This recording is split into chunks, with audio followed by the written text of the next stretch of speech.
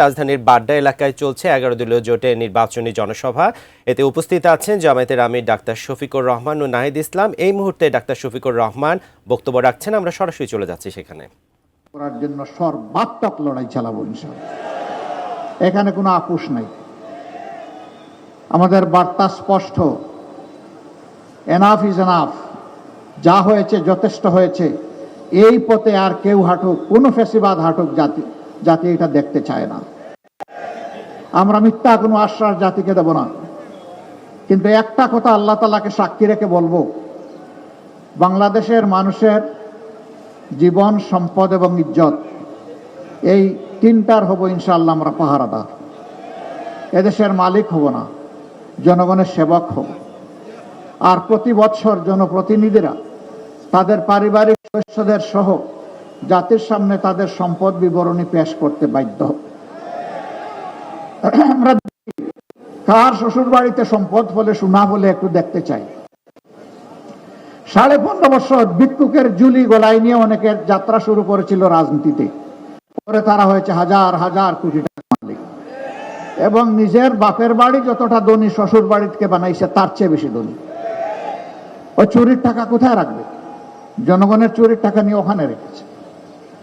আমরা ওই নতুন শ্বশুর বাড়ি আর তৈরি করব না ইনশাআল্লাহ।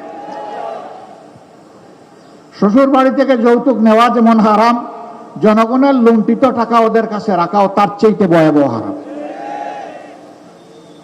এই দুইটার ইনশাআল্লাহ অবসান হবে। এই প্রিয় দেশে নারী পুরুষ সবাই মিলে এই দুনিয়ার সব জায়গার মতো বাংলাদেশ। আমাদের দেশে আমাদের মা বোনদের ইজ্জতের কোনো নিরাপত্তা নেই, গড়েও নাই, রাস্তায়ও নাই, কর্মস্থলেও নাই। ইনশাআল্লাহ অগ্রাধিকারের ভিত্তিতে এইটাই আগে নিশ্চিত করা হবে। যে জাতি তাদের মাদেরকে সম্মান করতে জানে, সেই জাতিকে আল্লাহ তাআলা সম্মান বাড়িয়ে দেন।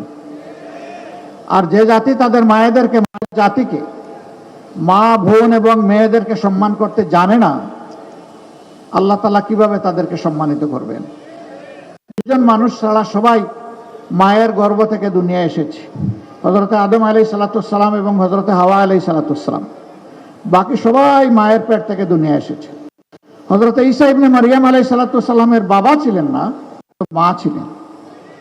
মায়ের ঋণ শোধ করা কোনো সন্তানের পক্ষে সম্ভব নয়।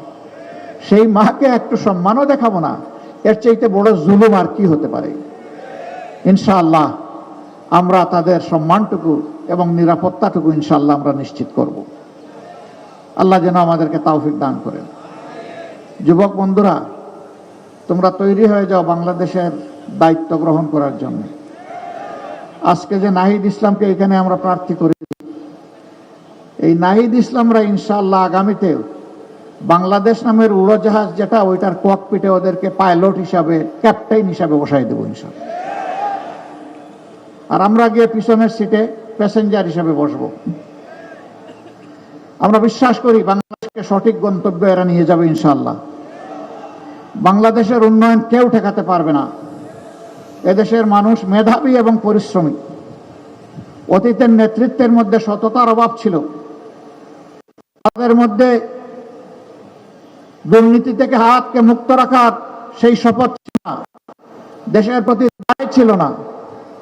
এই জন্যই বাংলাদেশ আগাতে পারেনি।